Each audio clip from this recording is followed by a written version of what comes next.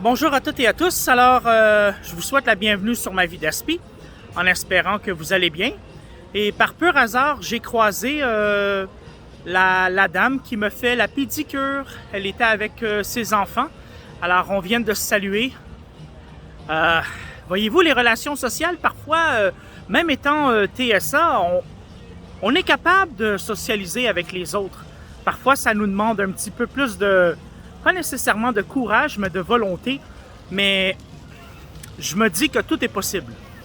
Alors aujourd'hui, je vous souhaite un bon week-end de votre côté en espérant que ça va bien. J'étais en train de marcher, faire ma petite marche de santé et je me suis dit, c'est une soirée ensoleillée. Alors je vais partager avec vous ce qui me venait en tête. Le sujet que j'aimerais aborder avec vous, je m'aperçois que beaucoup de personnes TSA, parfois, ont la peur de vivre une solitude à l'infini, jusqu'à la fin. Et j'ai voulu aujourd'hui aborder le sujet avec vous, les amis. Lorsqu'on est TSA, c'est très important de s'accepter tel que l'on est. Physiquement, les années passent et on ne change pas. On prend de l'âge, on prend de l'expérience de vie. On a tous des parcours de vie différents, mais c'est important de comprendre qu'on ne change pas lorsqu'on est adulte étant TSA. On reste TSA. Et amicalement, le message que j'aimerais envoyer, apprenons à s'accepter tel que l'on est. C'est valable pour moi aussi, parce que moi aussi je suis TSA. Parfois, c'est pas facile, c'est pas évident, mais mon parcours de vie, j'ai été entouré uniquement de neurotypiques. Et parfois, les personnes TSA, adolescents, adolescentes, et même à l'âge adulte, beaucoup d'entre nous sommes curieux, curieuses. On aime beaucoup observer notre environnement. On aime observer comment les choses se passent alentour de nous. Et parfois, en observant, on peut imiter ce que l'on voit, ce que l'on entend. Alors, ce que j'essaie de dire par imiter, c'est qu'ici, en ce moment, je suis en train de marcher. Possiblement 95% des gens qui m'entourent, ce sont des personnes neurotypiques. J'ai pas de preuves, j'ai pas fait de sondage, mais selon moi, les personnes TSA, nous sommes tout de même une minorité. Alors, si je regarde la caméra, vous allez voir, il y a beaucoup de personnes alentour de moi. Fort probable que ce sont toutes des personnes neurotypiques. Et je regarde et je m'aperçois que quand c'est une belle soirée, une belle journée, les gens ont ce besoin de vouloir se rassembler. Je présume qu'il y a beaucoup de personnes ici qui ne se connaissent pas et qui sont en train de faire connaissance, sont en train de parler. L'être humain, je crois, a beaucoup besoin de vouloir parler, de vouloir rencontrer à différents moments. Hein? On est tous les uns différents, les uns les autres. Et moi, je me suis dit, dans le passé, j'aurais beaucoup aimé changer. Peut-être changer qui je suis. Mais après réflexion, après les années ont passé, je me suis dit, je ne pourrai jamais changer. Je vais rester la personne que je suis. Il y a toujours possibilité de s'améliorer. Et je prends de l'âge aussi. Alors, si tu es un parent qui a un enfant TSA, c'est le fun. Ton enfant a 5, 6, 7 ans.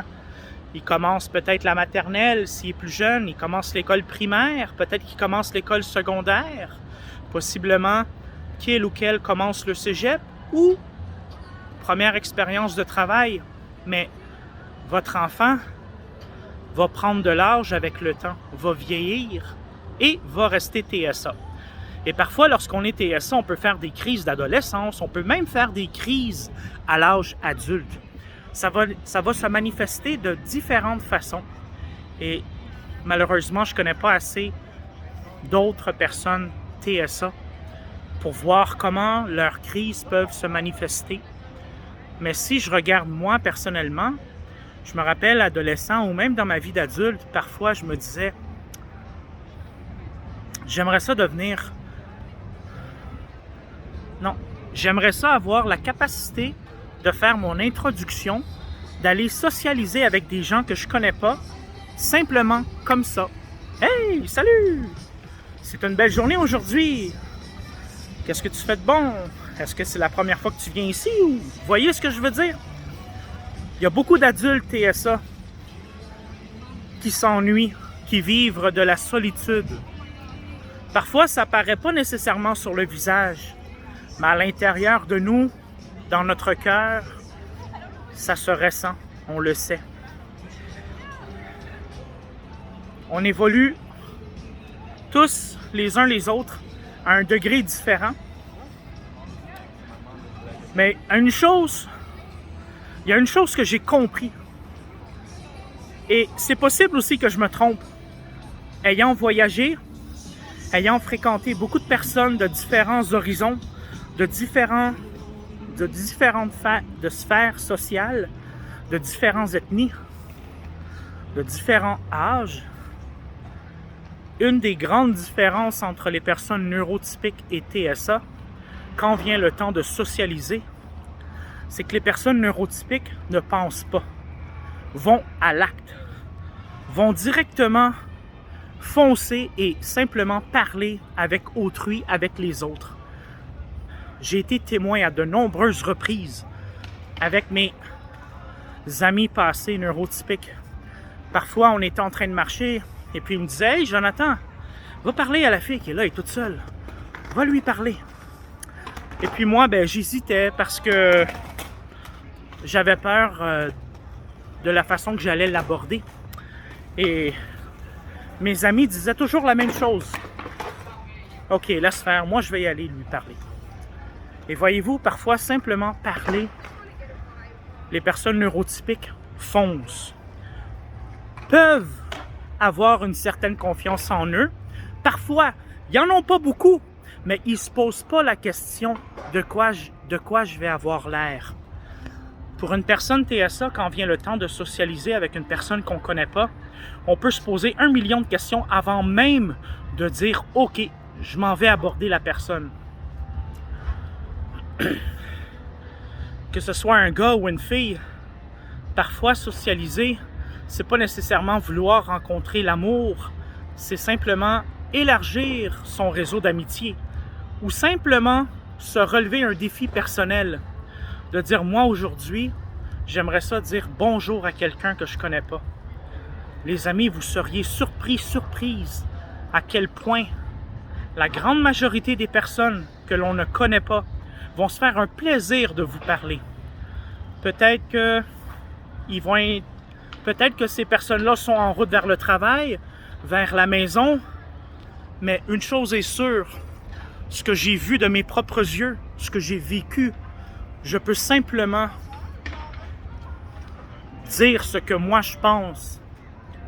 Les personnes neurotypiques, comparées aux personnes TSA, prennent beaucoup d'initiatives, vont de l'avant. Et parfois, prendre de l'initiative et aller de l'avant, c'est positif. C'est pas nécessairement malsain, c'est pas méchant. Peut-être que chez les personnes neurotypiques, ce désir-là de vouloir constamment parler à tout le monde, ça se fait ressentir. Il y a des personnes neurotypiques aussi, de nature très timide, qui n'oseront même pas aller de l'avant. C'est pas parce qu'on est une personne neurotypique qu'on devient superwoman ou superman instantanément. Mais je crois que dans la façon de fonctionner chez les personnes neurotypiques, le cœur à socialiser est plus ouvert. Leur cœur est plus ouvert. Et même si c'est pour se faire rejeter, les personnes neurotypiques, je crois que parfois, elles aiment s'exposer à faire de nouvelles rencontres. Les personnes TSA aussi, mais parfois c'est différent. L'important, les amis, de s'accepter tel que l'on est. C'est facile à dire, et pour moi aussi. Tout ce que je dis en ce moment, c'est valable pour moi. Le fait de faire une vidéo comme ça, improvisée, ça me permet de me rappeler de tout ce que je dis, c'est valable pour moi aussi. Alors là, moi, je suis en train de marcher et j'encourage aussi les parents qui ont des enfants TSA. Parfois, il y a beaucoup de parents TSA. Parfois, il y a beaucoup de parents d'enfants TSA ou d'adolescents qui ont cette désir de savoir comment leurs enfants vont évoluer avec l'âge. Moi, ce que je dis aux parents, essayez de développer une relation amicale avec une femme ou un gars qui est TSA. Ça peut paraître facile à dire, mais à travers le Québec, à travers la France, je suis convaincu que si vous êtes un parent neurotypique ayant un enfant dans le spectre de l'autisme, possiblement que dans votre entourage, peut-être pas immédiat, mais votre entourage de loin, possiblement que vous connaissez quelqu'un de TSA. Et parfois, lorsqu'on est parent neurotypique, on se dit, on n'ose pas trop développer une relation amicale avec une personne TSA. Moi, je le vois d'un bon côté. Si vous êtes un parent neurotypique, si vous avez la chance juste de socialiser un peu avec une personne TSA, vous allez comprendre un petit peu comment la personne TSA est. Vous allez apprendre aussi de cette personne-là. Finalement, votre enfant, quand il va prendre de l'âge, il va rester TSA. Alors, si vous êtes un parent qui a vraiment la motivation de vouloir comprendre l'évolution de votre enfant, c'est pas une nécessité de développer un réseau d'amis TSA. Mais si vous connaissez un cousin, une cousine, un oncle, une tante, qu'importe son âge, je vous encourage d'essayer de développer un certain lien avec cette personne-là. Parce que les personnes TSA peuvent vous aider à mieux comprendre votre enfant ou votre adolescent ou même votre enfant qui est adulte.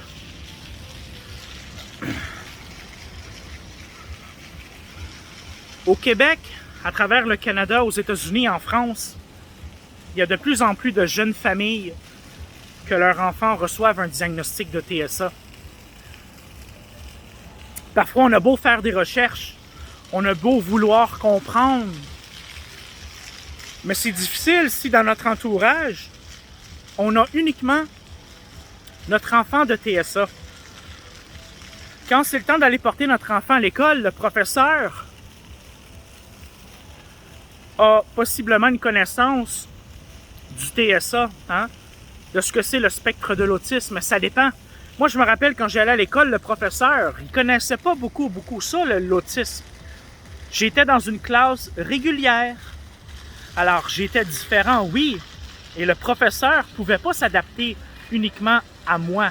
Il fallait qu'il s'adapte à la classe au complet. Mais je me dis toujours, ça peut juste être positif pour vous, les parents. Maintenant, si je dis ça, c'est pas pour que les parents commencent à m'écrire à moi personnellement, « Oh, je veux devenir ton ami. » C'est pas ça pantoute. Mais c'est de prendre en considération que si dans votre entourage, vous connaissez quelqu'un, ou peut-être quelqu'un vous parle, « Hey, je connais un tel, une telle qui était à ça. » Si l'occasion aboutit, ben, saisissez l'occasion. Les adultes qui regardent peut-être la vidéo, qui sont TSA, peut-être qu'en ce moment, vous êtes à quelque part à travers le Québec, en France, aux États-Unis, en Afrique. On est tous les uns les autres différents, mais vouloir changer ça ne changera pas ce que l'on est. On peut essayer de changer pour un soir, mais on va rester la même personne que l'on est à l'intérieur de nous.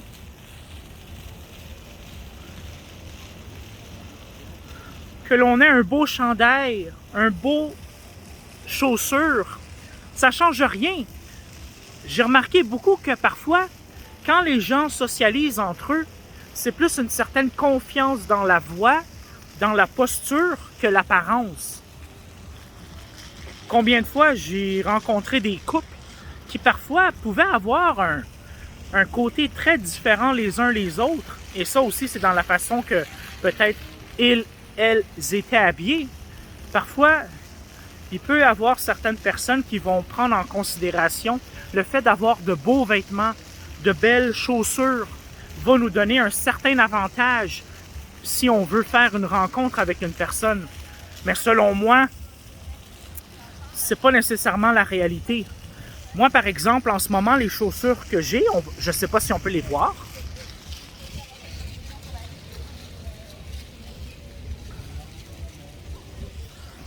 C'est des chaussures pas de marque, à peu près 20 $. Je suis confortable, je suis capable de marcher. Parfois, j'ai l'impression que certaines d'entre vous et d'entre nous, moi aussi, on peut se dire, ah, si j'aurais un beau chandail, ça va être plus facile pour moi d'aller vers les autres. C'est pas nécessairement vrai. Ça peut être vrai pour certaines personnes qui aiment se faire aborder par des inconnus qui vont avoir une belle prestance, bel habillement, belles chaussures, beaux bijoux. Mais selon moi, avec tout ce que j'ai pu remarquer dans ma vie, dans mon parcours de vie, tout ce que j'ai été témoin de mes yeux,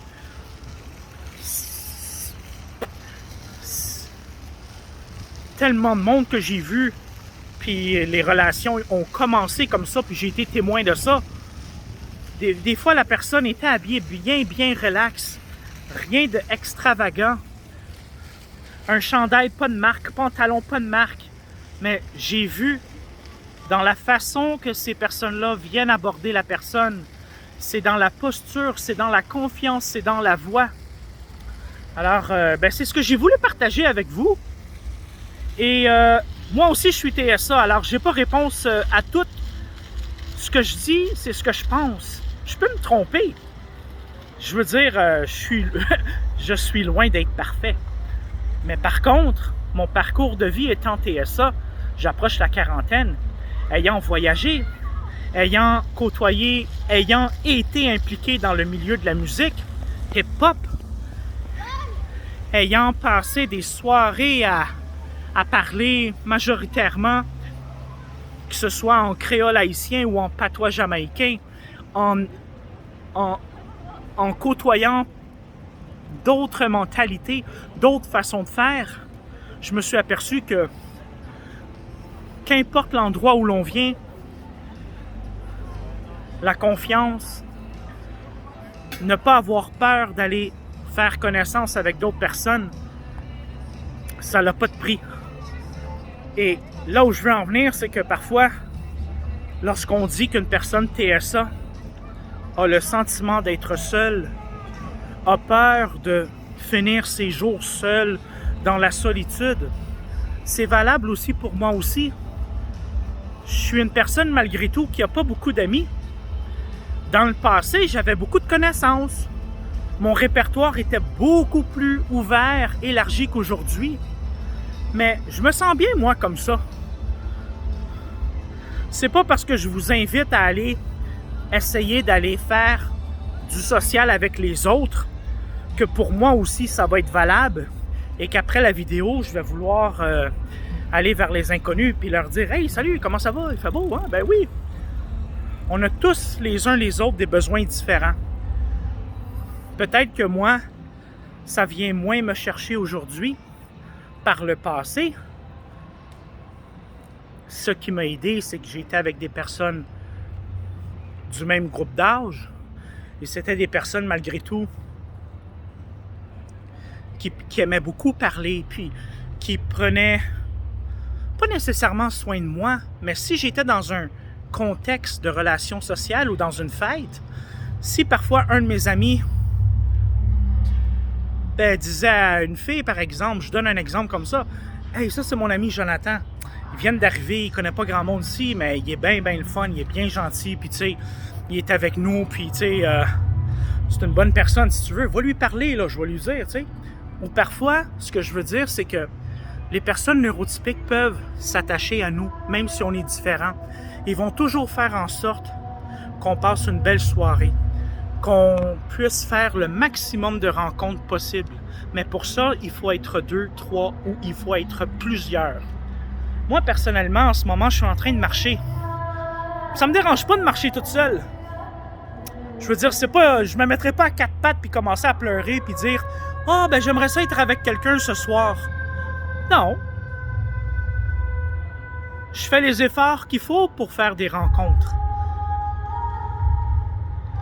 Mais parfois, il peut y avoir une personne TSA qui va regarder la vidéo et peut-être que t'es pas dans le même groupe d'âge que moi. Ta réalité est un peu différente de la mienne, mais peut-être que la vidéo va t'aider à toi de te donner une certaine confiance. Puis de dire dans ta tête, ben, j'ai regardé la vidéo de Jonathan sur ma vie d'aspi. Puis Jonathan me dit, aie pas peur. Se faire rejeter, ça fait partie de la vie. TSA ou neurotypique. Mais ça ne veut pas nécessairement dire qu'on se fait uniquement rejeter. Parfois, il peut y avoir de nouvelles connaissances qui s'offrent à nous.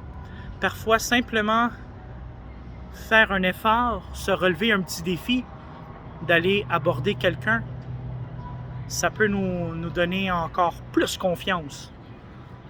Mais ça prend un petit peu de vouloir, les amis. C'est facile pour moi de dire ça, mais ça prend un petit peu de vouloir. Et il faut respecter aussi le choix de chacun, chacune. Si toi, le besoin de socialiser avec les autres, ça vient pas te chercher, ben reste comme ça. C'est pas une obligation de se faire continuellement des nouvelles relations puis continuellement de nouveaux amis. Il y a des personnes TSA qui sentent le besoin d'être seulement seules et c'est correct ça aussi. Il n'y a rien de mal à ça, à être seul. Mais pour les personnes TSA qui parfois ont peur, font des crises de panique, d'anxiété parce qu'ils se sentent seuls, que la solitude fait partie de vous, il ne faut pas abandonner. Il peut y avoir un certain moment dans votre vie que oui, la solitude va être là, mais que parfois, le hasard de la vie fait en sorte qu'on fait de nouvelles rencontres. Faire de nouvelles rencontres à la base, c'est très plaisant, c'est pas malsain. Alors, il ne faut jamais trop penser au futur. Essayons de vivre le moment présent et de rester positif. Moi aussi, parfois, j'essaie de rester positif, mais c'est pas facile. Parfois, ben, je peux avoir un état un petit peu... c'est plate. Mais ça, dites-vous, les amis, que c'est plate pour beaucoup de personnes aussi. Que ce soit neurotypique ou TSA. Peut-être que les gens ne voudront pas vous le dire que parfois dans leur vie personnelle, c'est plate. Mais parfois, c'est pas juste plate. Parfois, c'est le fun. On est tous les uns les autres habitués à avoir une petite routine de vie, probablement, si vous êtes TSA. Une routine de vie, c'est propre à chacun, puis c'est pas malsain non plus. Mais je suis convaincu qu'être TSA aussi, c'est de pouvoir vivre de beaux moments, de faire de belles rencontres, de s'amuser, de pouvoir voyager, de pouvoir échanger. Les opportunités sont à l'infini, les amis, sont à l'infini. Il ne faut jamais abandonner. Alors sur ce, je vais vous souhaiter une bonne fin de soirée à toutes et à tous. Et puis, au plaisir de vous jaser. Bye bye tout le monde. Salut!